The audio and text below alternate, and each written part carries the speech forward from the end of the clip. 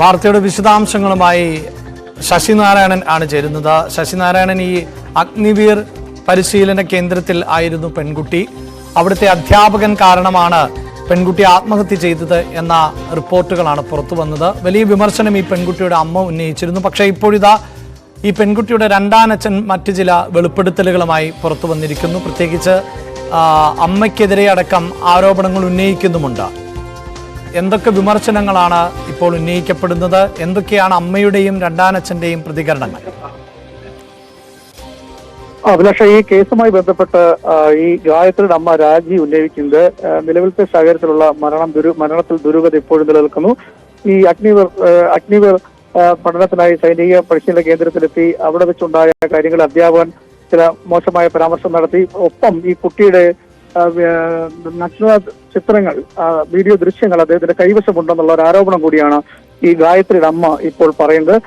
ആ തരത്തിലൊക്കെ ആരോപണം ഉന്നയിക്കുമ്പോൾ തന്നെ ഈ കുട്ടിയുടെ മൃതദേഹം പോസ്റ്റ്മോർട്ടം നടപടികളെല്ലാം പൂർത്തിയാക്കി സംസ്കരിക്കാനുള്ള എല്ലാ കാര്യങ്ങളും ആയ സമയത്താണ് ഈ പെൺകുട്ടിയുടെ രണ്ടാനച്ഛൻ തന്റെ മകളാണ് എന്നുള്ള അവകാശവാദമായി ഉന്നയിച്ച് ഇപ്പോൾ രംഗത്ത് വന്നിട്ടുള്ളത്. ചന്ദ്രശേഖരൻ എന്ന് പറയുന്ന ആളാണ് രാജിയുടെ രണ്ടാം ഭർത്താവായ ചന്ദ്രശേഖരനാണ് തന്റെ മകളാണ്. അതുകൊണ്ട് ഈ കേസിൽ ദുരൂഹതയുണ്ട് എന്നുള്ള കാര്യം ഉന്നയിച്ചുകൊണ്ട് ഇപ്പോൾ വന്നിരിക്കുന്നത്. അത് പ്രധാനമായും ഉന്നയിക്കുന്നത് ഈ രാജിയുടെ ഒപ്പം ഇപ്പോൾ താമസിക്കുന്ന ആദർശ് എന്ന് പറയുന്ന ലോറി ഡ്രൈവറായ അദ്ദേഹത്തിന് ഈ പെൺകുട്ടിയുടെ മരണത്തിൽ പങ്കുണ്ട് എന്നുള്ള രീതിയിലൊക്കെ ആണ് ഇപ്പോൾ അദ്ദേഹം ഉന്നയിക്കുന്നത്. കാരണം ഈ പെൺകുട്ടി മരിക്കുന്നത് തിങ്കളാഴ്ചയാണ്. ഞായറാഴ്ചയാണ് ഈ രാജി പറയുന്നത്, ഈ പെൺകുട്ടിയുടെ അമ്മ പറഞ്ഞ ഞായറാഴ്ചയാണ് ലോറി ഡ്രൈവറായ ഈ നിലവിലത്തെ ഈ ഒപ്പം താമസിക്കുന്ന ഈ രാജിയുടെ ഒപ്പം താമസിക്കുന്ന ആദർശ് ലോറിയുമായി ഞായറാഴ്ചയാണ് പോയെന്നാണ് പറയുന്നത്. അതേസമയം ചന്ദ്രശേഖരൻ പറയുന്നത് തിങ്കളാഴ്ച രാവിലെ ആണ് അദ്ദേഹം പോയിട്ടുള്ളത്. അദ്ദേഹം ഈ കുട്ടിയെ അഭയപ്പെടുത്താൻ സാധ്യതയുണ്ടെന്നുള്ള കാര്യം വെച്ചാണ് പറയുന്നത്. പക്ഷേ ഈ കാര്യങ്ങളെല്ലാം പൂർണ്ണമായി ഈ ഗായത്രിയുടെ അമ്മ നിഷേധിക്കുകയാണ്. ഈ ഗായത്രിയുടെ ഗായത്രിയുടെ അച്ഛനല്ല ഈ ആരോപണം ഉന്നയിക്കുന്ന ചന്ദ്രശേഖരൻ എന്നുള്ള കാര്യമാണ് രാജി ഉന്നയിക്കുന്നത്. നിലവിലത്തെ സാഹചര്യത്തിൽ 9 വർഷത്തോളം തന്നോടൊപ്പം ജീവിച്ചിരുന്നു. പക്ഷേ ഇപ്പോൾ കുടുംബവുമായി യാതൊരു ബന്ധമില്ലാതെ ഇരിക്കുന്ന ആളാണ്. അനാവശ്യമായ വിവാദങ്ങളും കാര്യങ്ങളുമാണ് അദ്ദേഹം ഉന്നയിക്കുന്ന രീതിയിലാണ് ഗായത്രിയുടെ അമ്മ രാജി ഉന്നയിക്കുന്നത്. എസ് പിക്കൊക്കെ ഇന്നലെ ഈ മൃതദേഹം സംസ്കരിക്കുന്നതിന് മുമ്പ് തന്നെ ഈ ചന്ദ്രശേഖരൻ തന്റെ മകളെ കാണാൻ അനുവദിക്കണം എന്ന് ആവശ്യപ്പെട്ടുകൊണ്ട് എസ് പിക്കും DGPക്കൊക്കെ പരാതി നൽകിയിരുന്നു. അതുകൊണ്ട് തന്നെയാണ് മൃതദേഹം സംസ്കരിക്കാതെ പത്തനംതിട്ട ജലാശയത്തിൽ തന്നെ സൂക്ഷിച്ചിരിക്കുകയായിരുന്നു.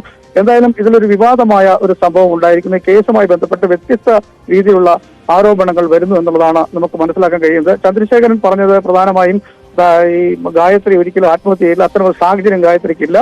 എന്റെ മകളാണ്, എനിക്ക് ചെറുപ്പം പോലെ എനിക്കറിയാവുന്ന വ്യക്തിയാണ്. ഗായത്രി ചന്ദ്രശേഖരൻ എന്നാണ് കുട്ടിയുടെ പേര്. അതുകൊണ്ട് ഇത്തരം ഒരു ആരോപണം അമ്മ ഉന്നയിക്കുന്ന ആരോപണങ്ങളല്ല, നേരെ മറിച്ച് അമ്മയോടൊപ്പം ഇപ്പൊ താമസിക്കുന്ന സുഹൃത്തായ ആദർശ് എന്ന് പറയുന്ന വ്യക്തിയുടെ ഒരു ഇടപെടൽ ഇതിനകത്ത് ഉണ്ടായിട്ടുണ്ട് എന്നുള്ള കാര്യം കൂടി ഉന്നയിക്കുന്നു. അതിന് തെളിവായി ചന്ദ്രശേഖരൻ പറയുന്നത് കഴിഞ്ഞ 4 ദിവസം മുമ്പ് ഈ ആദർശ് ഈ ചന്ദ്രശേഖരനെ വിളിച്ചു പറഞ്ഞു, ഞാൻ ഈ മകളെ അപായപ്പെടുത്തും എന്നുള്ള രീതിയിലൊക്കെ ഫോണിൽ കൂടി വിളിച്ചു പറഞ്ഞു എന്നുള്ള ഒരു ആരോപണം കൂടി ചന്ദ്രശേഖരൻ പറയുന്നുണ്ട്. അതുകൊണ്ട് മാറി താമസിക്കണമെന്ന് മോളോട് ആവശ്യപ്പെട്ടെന്നും ചന്ദ്രശേഖരൻ പറയുന്നു. എന്തായാലും വിവാദമായ ഒരു ആരോപണങ്ങൾ പരസ്പരം ഉന്നയിക്കുന്നു. ഈ കുട്ടിയുടെ സംസ്കാര ചടങ്ങ് ഇനിയും പോലീസിന്റെ തീരുമാനമനുസരിച്ചായിരിക്കും നടക്കുക. എന്തായാലും ഇവരുടെ അഭിപ്രായങ്ങളെല്ലാം ക്രോഡീകരിച്ച് എന്താണ് തീരുമാനം എടുക്കുക അനുസരിച്ചായിരിക്കും ഈ മൃതദേഹം സംസ്കരിക്കുക. അതേസമയം ഇതിനകത്ത് എടുത്തു പറയേണ്ട ഒരു കാര്യം, ഈ കുട്ടി ആത്മഹത്യ ഇത്തരം ആരോപണം കൊണ്ടല്ല ആത്മഹത്യ എന്നുള്ള കാര്യം കൂടി പോലീസ് പറയുന്നു. ആത്മഹത്യ കുറിപ്പ് പോലീസിന് കിട്ടിയിട്ടുണ്ടെന്ന് പറയുന്നു. ആ കുറിപ്പിനകത്ത് ഇത്തരം കാര്യങ്ങളൊന്നും പെൺകുട്ടി ഈ സ്ഥാപനത്തിനെതിരെയോ മറ്റു കാര്യങ്ങളൊന്നും രേഖപ്പെടുത്തിയിട്ടുണ്ടെന്നാണ് പോലീസ് പറയുന്നത്. അത്തരം ഒരു ആത്മഹത്യ കുറിപ്പും കിട്ടിയിട്ടുണ്ടെന്ന് പറഞ്ഞു. എന്തായാലും ശശിനാരായണൻ, അത് ദുരൂഹത വർദ്ധിപ്പിക്കുകയാണല്ലോ. ഈ സൂചിപ്പിക്കുന്ന പോലെ രണ്ടാനച്ഛൻ സംസാരിക്കുമ്പോൾ പോലും മനസ്സിലാകുന്നത് അദ്ദേഹം ഒരു ബയോളജിക്കൽ ഫാദർ എന്ന നിലയിലല്ല സംസാരിക്കുന്നത് എന്നാണ്. എൻ്റെ മകളുടെ ഡോക്യുമെന്റുകളിൽ എൻ്റെ പേരാണ്, ഞാനല്ല കുട്ടിയുടെ പിതാവ് എന്ന തരത്തിൽ തന്നെയാണ് അയാൾ പറയുന്നത്. പക്ഷേ എനിക്കുള്ള ഒരു ഉത്തരവാദിത്വത്തിന്റെ പുറത്ത് ചില കാര്യങ്ങൾ പറയുന്നു എന്ന നിലയിലാണ് പ്രതികരണമായി കാണാൻ സാധിക്കുന്നത്. ഇതിപ്പോൾ റെക്കോർഡിക്കലി പോലീസിന് പരാതിയായി ഈ രണ്ടാനച്ഛൻ നൽകിയിട്ടുണ്ടോ? അതായത് ഈ അമ്മയോടൊപ്പം ഉണ്ടായിരുന്ന ആദർശിലടക്കം സംശയമുണ്ട് എന്ന് പറയുന്നു. അദ്ദേഹം 2 കാര്യങ്ങൾ പറയുന്നുണ്ടല്ലോ. ഒന്ന്, ഈ പഠിച്ചിരുന്ന ഇൻസ്റ്റിറ്റ്യൂട്ട് അതിൽ സംശയം പ്രകടിപ്പിക്കുന്നുണ്ട്. അതേസമയം അങ്ങനെ ഒരു ആത്മഹത്യ ചെയ്യുന്ന ആളല്ല ഗായത്രി എന്ന് പറയുന്നു. അതുകൊണ്ട് തന്നെ ആ മരണത്തിൽ ഈ ആദർശിന്റെ പങ്കുകൂടി അന്വേഷിക്കേണ്ടതുണ്ട് എന്ന് പറയുമ്പോൾ ഇത് റെക്കോർഡിക്കലി പരാതിയായി പോലീസിന് മുന്നിൽ എത്തിയിട്ടുണ്ടോ? അഭിലാഷ് അത്തരത്തിലൊരു പരാതി അദ്ദേഹം ഉന്നയിച്ചിട്ടുണ്ട്, ഈ ചന്ദ്രശേഖരൻ ഉന്നയിച്ചിട്ടുണ്ട്. അതുകൊണ്ട് തന്നെയാണ് ഈ ബോഡി സംസ്കരിക്കാതെ ഇന്നലെ പോസ്റ്റ്മോർട്ടം നടപടികൾ പൂർത്തിയായതിനു ശേഷം വീണ്ടും മോർച്ചറിൽ സൂക്ഷിച്ചിരിക്കുന്നത്. ആ അദ്ദേഹത്തിന്റെ പരാതി അടിസ്ഥാനരഹിതമാണെന്നാണ് ഈ ഗായത്രിയുടെ അമ്മ രാജി ഉന്നയിക്കുന്നത്. കാരണം ഗായത്രിയുടെ രക്ഷകർത്താവല്ല, അല്ല അച്ഛനല്ല ചന്ദ്രശേഖരൻ എന്ന് പറയുന്നു. ഒപ്പം ഈ പഠിക്കുന്ന സ്ഥാപനത്തിനെതിരെ ആരോപണങ്ങൾ ഉന്നയിക്കുകയും ചെയ്യുന്നുണ്ട് ഈ ഗായത്രിയുടെ അമ്മ. എന്തായാലും ഒരു വിവാദമായ രീതിയിൽ ദുരൂഹത ഈ കേസുമായി ബന്ധപ്പെട്ടുണ്ട്. ആദർശിനെതിരെ വലിയൊരു ആരോപണമാണ് ഈ രണ്ടാനച്ഛനായ ചന്ദ്രശേഖർ ഉന്നയിക്കുന്നത്.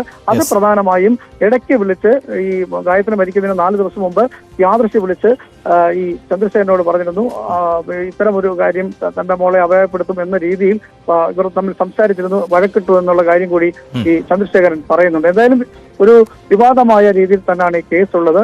നിലവിലത്തെ സാഹചര്യത്തിൽ പോലീസ് പറയുന്നത് ഈ പെൺകുട്ടി ആത്മഹത്യ ചെയ്യേണ്ട സാഹചര്യങ്ങളൊന്നും ഇല്ലെന്ന് ഇവർ പറയുമ്പോൾ തന്നെ പോലീസ് വ്യക്തമാക്കുന്നത് ആത്മഹത്യക്കുറിപ്പിൽ തന്റെ മരണത്തിന് ആരും ഉത്തരവാദി അല്ല എന്ന് എഴുതിയിട്ടുണ്ടെന്നാണ് പോലീസ് പറയുന്നത്.